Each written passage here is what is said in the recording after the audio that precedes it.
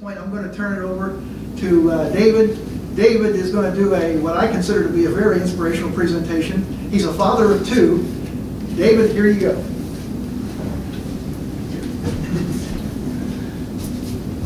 All right. Thank you for that wonderful introduction, Jerry. And I'm really excited to be here tonight and talk about what I think is probably the most important topic, financially speaking, as it relates to finances and wealth building. And what I'm going to be talking about is time. So I'm going to be talking about what Jerry already mentioned, that time can be your best friend, as well as I'm going to be talking about how procrastination can be your worst enemy. So I hope you enjoyed this presentation, but to stick with Jerry's theme, I'm hoping that you enjoyed this presentation not so much like you're watching a Cicero presentation and just enjoying the show. I hope you're thinking while I'm doing this presentation more like Demosthenes' presentation, where after I'm done, you're ready to take some action, and hopefully you'll be thinking to yourself, let's march. So what I'm going to start with is I'm going to go over a concept, and I'm going to show you how I implemented that concept for myself as well as my family, and then I'm going to make some suggestions on some calls to action in the end here. So I want to start off with a story. We like to tell stories, like Jerry said, and this story, Sam and Sarah's story, is all about the time value of money. So this story starts off with Sam and Sarah, of course.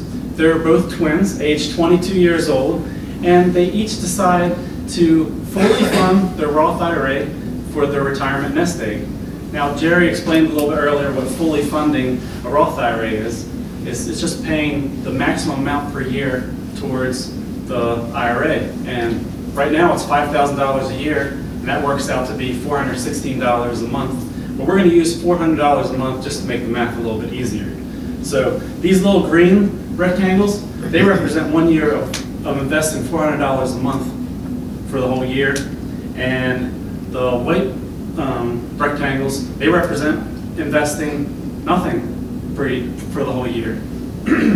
So, of course, Sam, after the conversation with Sarah, he procrastinates. He drags his feet.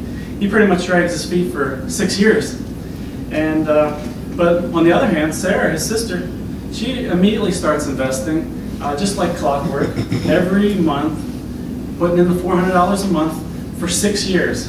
Now, at age 28, she gets married and she can't do the investing anymore. But at Sarah's wedding, Sarah and Sam start talking. And Sarah says, hey, I've been doing that investing every month, just like we agreed. How's things going with you, Sam? And Sam's like, so basically that little conversation at Sarah's wedding kind of lit a fire under his butt. And he was like, man, I gotta get myself into gear and start doing this investing. So Sam just keeps on investing year after year after year, all the way till his age 65. And so Sarah, she only did it for 6 years, so all she does is puts in $28,000, which is a pretty good amount of money. But she never gets around to putting any more money into it. Now Sam, investing from age 28 all the way to 65, he puts in his own money, $177,600 by age 65. So Sam's probably going to be looking pretty good at come retirement time at age 65. So let's check out and see what Sam made at age 65.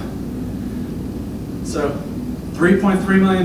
So Sam's pretty happy. He's really happy with what he did, and he's glad that his sister lit a fire under his butt. Now Sarah, on the other hand, she only invested for 6 years, so you can pretty much imagine that she's not going to really have that much of a nest egg to fall upon in her retirement years. Does anybody want to take a guess at what? Well, see, the $177,000 grew to $3.3 million, so probably $28,000. What do you think? It might grow to like $100,000, maybe $200,000, maybe $1 million, something like that. Let's check and see what that grows to. $3.5 million. I think we're seeing another one of these financial illusions that Jerry was talking about before. The fact of the matter is that over a 43-year period of time, from age 22 to 65, Sam invested over 6 times more than Sarah. However, Sarah ends up with $200,000. Well, however, Sam still ends up with $200,000 less than Sarah at retirement. That's pretty crazy, isn't it? In this instance, the thing is that time was Sarah's best friend, and procrastination was Sam's worst enemy. But you know, Sam's not really complaining. I don't know too many people that end up at retirement with a $3.3 million retirement.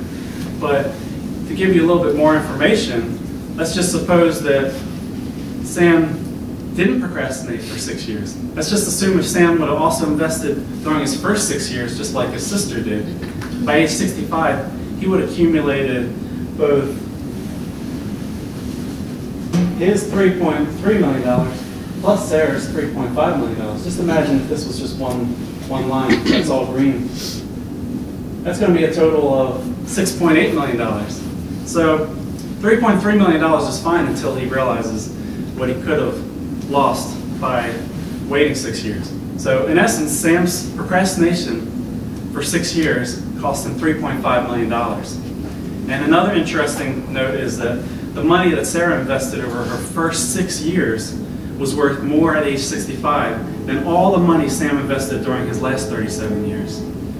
So once I learned this information, once I learned all this information, I was like, I gotta stop procrastinating. I gotta start investing for myself. But I figured once I learned about the time value of money and how important time is, that's when I realized I need to start using this towards my kids. So this leads me to the real life example, what I did with my kids. I started off with my son, and I helped him start a business. And by the way, I'm not going to go all into how I helped my son start a business. If anyone needs any information on ideas on how to start a business for a kid, or you need some creative ideas on jobs that you can give to your kids to help them make money, you can either ask the person that invited you, or you can ask me some questions after the workshop. But anyways, after his first year of being in business for himself, he made $335. Doesn't seem like that much, but we agreed to invest that $335 one time into a Roth IRA at age 8. And we agreed to just leave it alone until he's 65 years old. So that's for 57 years. And over 57 years, I'm very confident that 12% can be made over 57 years. So working at 12%, that measly $335 can grow to $302,000. And I also have a daughter too. So this little experiment went pretty well this first year with this business. So I decided to help my daughter. Oh, by the way, this will be all tax-free considering it's going to be a Roth IRA. So the next year I decided to help my daughter at age 4 start her own business. And here's some neat little facts about her. The year of starting her first business was 2011. The age of her first investment, well, she made that investment at age 5. The amount of her first investment, she did a little bit better than her brother the first year, $372. But the thing is, I want to compare apples to apples. So let's just assume Caroline made the $335, just like her brother, Connor. And if she did the same exact thing, invested that $335 till she was 65, now she'll be at age 5, so she's got 60 years till she's 65. Working at 12%, that grows to $432,000. And if you take the difference of what Caroline made minus the amount that Connor made, that's a difference of $130,000. All that is just the extra amount she made by starting the business only 3 years earlier than her brother. Talk about the power of time. But I realized this is kind of small money here. This is a Change Your Life workshop. And what we do is provide $1 million ideas.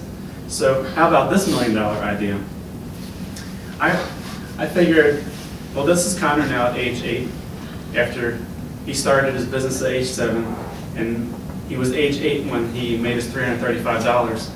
Let's just assume, worst case scenario, his business every year just pumps out $335, and he just invests full income every single year. How many years do you think of investing the full income will it take to make $1 million accumulation by 65? Probably about 10 years, 20 years of investing the full $335? Well, let's check it out. Already, we showed you at age 8, working at 12% for 57 years, that $335 is going to go to $302,000. So if he makes the $335 the next year at age 9, and he lets that sit for 1 year or less, that's going to make him another $268,000. At age 10, he'll have 1 less year for that to grow, so that'll grow to $238,000.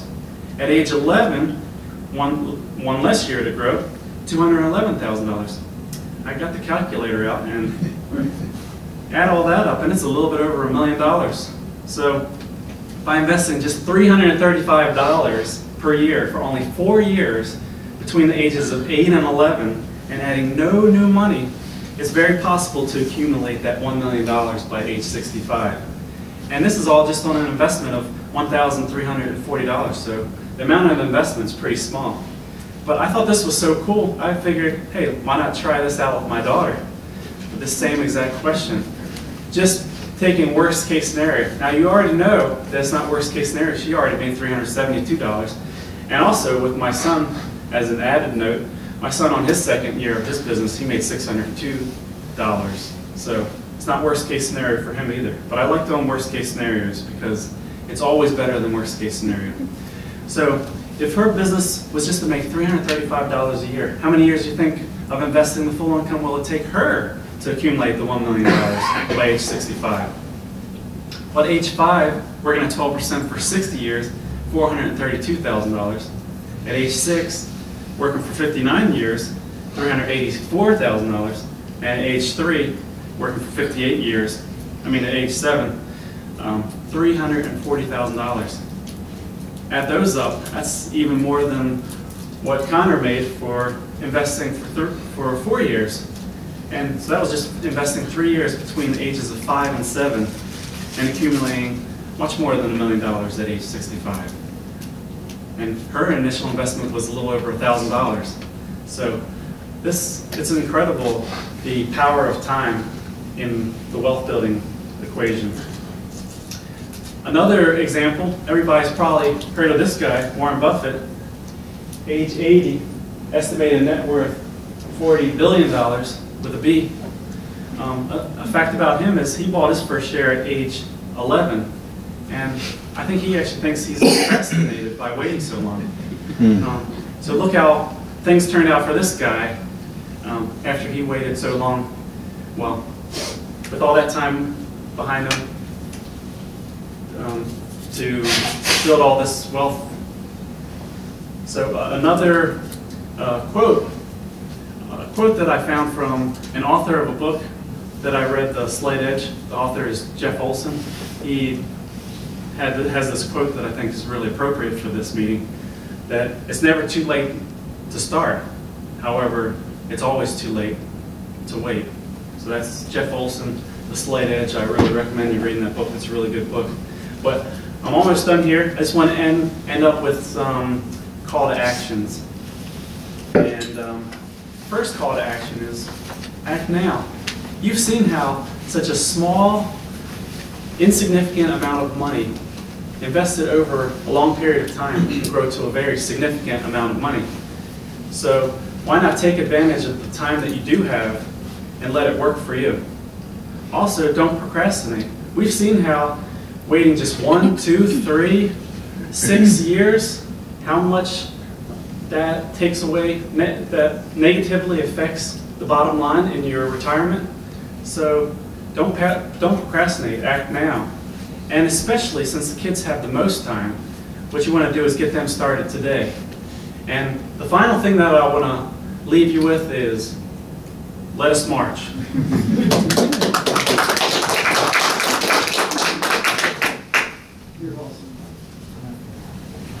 Boy, I feel so blessed to be in business with a guy like that. I remember when I first met David, you know, when you meet new people, you really don't know what they're made of. And some people talk a good line, but David walks his talk. Great.